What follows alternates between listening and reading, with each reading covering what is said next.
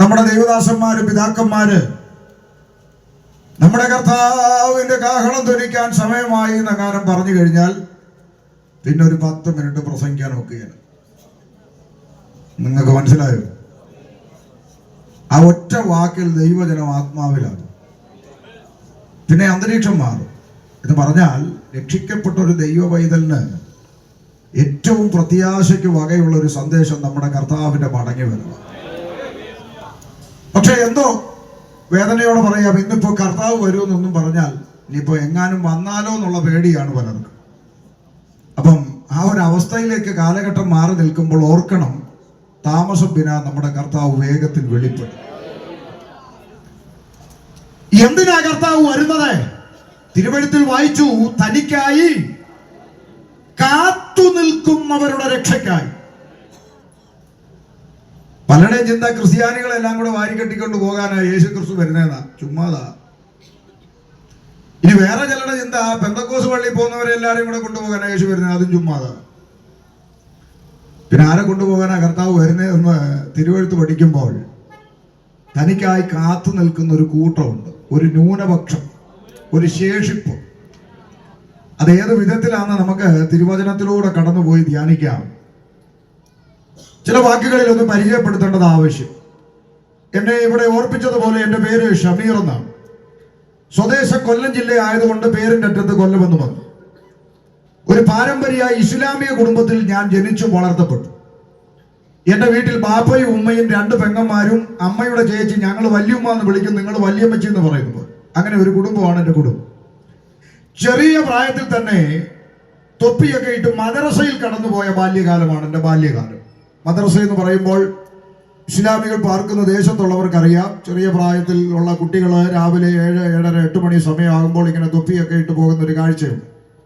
അപ്പൊ ഞാനും എൻ്റെ പെങ്ങന്മാരും ഒക്കെ അങ്ങനെ മദ്രസയിൽ കടന്നുപോയി. എന്തിനാ മദ്രസയിൽ പോയത് എന്ന് ചോദിച്ചാൽ ഉത്തരം മതപഠനത്തിനായിട്ടാണ് പോയത്. എന്തിനാ പോയത്? മതം. ഇത് ചോദിക്കുന്നത് ഈ സുവിശേഷം പറയുന്നവർക്ക് ഉപകാരപ്പെടും, അതിനുവേണ്ടി അത് പറയും. മതപഠനത്തിനായിട്ട് പോയി എന്ന് പറഞ്ഞാൽ ജനിപ്പിച്ച അപ്പനേക്കാളും പ്രസവിച്ച അമ്മയേക്കാളും 1-ാം സ്ഥാനം എന്തിനു കൊടുക്കണമെന്നാ പഠിപ്പിച്ചേ? മതത്തിന് കൊടുക്കണമെന്ന് പഠിപ്പിച്ചു. ദീനിന് വേണ്ടി നിൽക്കണം, ദീനിയായി ജീവിക്കണം.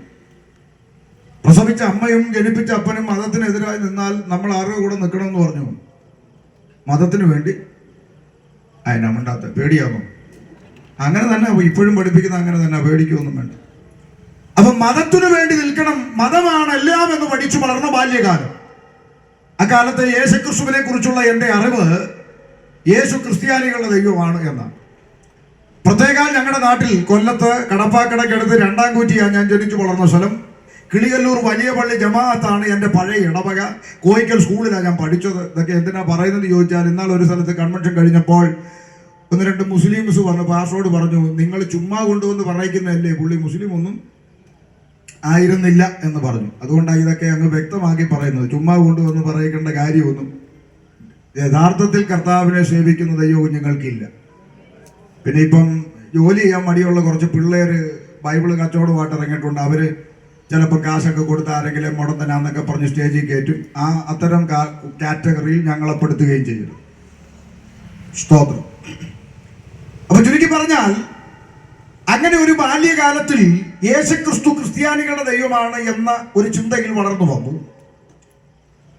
യൗവനകാലത്തിൽ എത്തിയപ്പോൾ ജീവിതത്തിൽ ദൈവം കടത്തിവിട്ട ചില അനുഭവങ്ങൾ നിമിത്തം 2002 ഈ വിശുദ്ധ വേദപുസ്തകം കരങ്ങളിൽ എടുക്കുവാൻ ദൈവം ഭാഗ്യം തന്നു.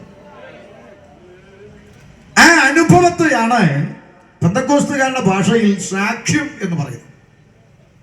അനുഭവം. അല്ലാതെ ഒരുത്തനോട് വന്ന യേശു ദൈവമാണെന്നൊന്നും പറഞ്ഞാൽ വിശ്വസിക്കുന്ന ഒരു പശ്ചാത്തലമല്ലല്ലോ. നമസ്കാരവും നോമ്പും ഇസ്ലാമിക ചിട്ടകളും ഒക്കെ അനുസരിച്ച് വളരുന്ന പശ്ചാത്തലമാണ്.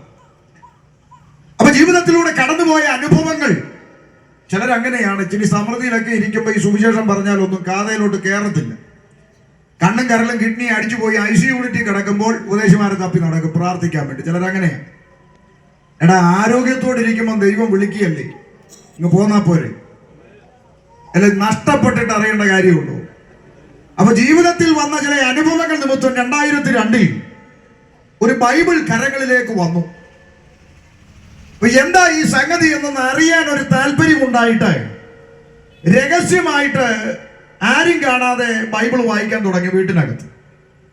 ഒരു ദിവസം എൻ്റെ ഉമ്മ ജമീല ബീവി കണ്ടുപിടിച്ചപ്പോൾ ബൈബിൾ എടുത്ത് കട്ടിലിന്റെ അടിയിലോട്ട് ഒറ്റ ഏറ് വെച്ചു കൊടുത്തു എൻ്റെ ഉമ്മ. എന്നിട്ട് ഒരു നിലവിളിയും കരച്ചിലും, എൻ്റെ റബ്ബേ, എന്തൊക്കെ ഇബ്ലീസിനെ വിളിച്ചോണ്ട് കയറ്റാനാണോ ഇവൻ ഈ പരിപാടിയെ കൊണ്ട് ഇറങ്ങിയിരിക്കുന്നത്, എൻ്റെ പടച്ചവനെ എന്നും പറഞ്ഞ് ആകപ്പാട് തള്ള ബഹളം തുടങ്ങി. എന്നാൽ ഇന്ന് രാത്രി സന്തോഷത്തോടെ പറയാം, അന്ന് ബൈബിൾ വലിച്ചെറിഞ്ഞ എൻ്റെ ഉമ്മ ജമീല ബീവി ഇന്നിപ്പോ എവിടെ പ്രാർത്ഥനയുണ്ടെന്ന് തപ്പി നടക്കുക. മനസ്സിലായോ? ചില കമ്പനിക്കാര് പരസ്യം പറയുന്ന ഒരു വാചകമുണ്ട്, ഞങ്ങൾക്ക് മറ്റു ബ്രാഞ്ചുകൾ ഇല്ല എന്ന് പറഞ്ഞ പോലെ ഈ പുസ്തകത്തിന് മാത്രമുള്ള ഒരു പ്രത്യേകത പറയട്ടെ, ഇതിനെ എതിർക്കുന്നവനെല്ലാം ഇത് ചുമക്കും. ഇതിനെ എതിർക്കുന്നവനെല്ലാം ഇത് ചുമക്കും. ഈ പുസ്തകത്തിന് പ്രതികാര നടപടിയില്ല. ദൈവമക്കളെ, ഈ പുസ്തകത്തിലെ ദൈവത്തിന് പ്രതികാര നടപടി ഇല്ല.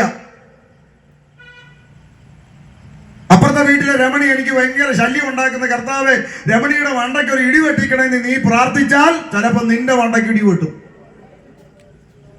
ആർക്കും ദോഷം വരുന്ന പ്രാർത്ഥന കേൾക്കുന്ന ദൈവമല്ല എൻ്റെ ദൈവം. സ്തോത്രം. മനസ്സിലായോ? ഇത് പെന്തിക്കോസുകാരോടും കൂടെ പറഞ്ഞു. ചില എതിർ പ്രാർത്ഥനയുടെ മണ്ഡലങ്ങൾ ഒരു വട്ട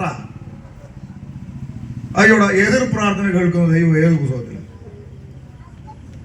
പ്രാർത്ഥിക്കുന്ന ദൈവ കുഞ്ഞുങ്ങൾക്കെതിരെ ആരെവിടെ ഉച്ചകുത്തിയെന്ന് എന്തൊക്കെ ചെയ്താലും പ്രാർത്ഥിക്കുന്ന ദൈവ കുഞ്ഞുങ്ങൾ കൃപയിൽ നിൽക്കുന്ന കാലത്തോളം ഒരു ചുക്കും സംഭവിക്കുകയില്ല. സ്തോത്രം. പിന്നെ സംഭവിക്കുന്നെങ്കിൽ ശരീരത്തിന്, കർത്താവ് തന്നെ പറഞ്ഞു, ആമേൻ, നിങ്ങളെ ശരീരത്തെ കൊല്ലുന്നവർ എന്ത് ചെയ്യണ്ട, എന്തിനാ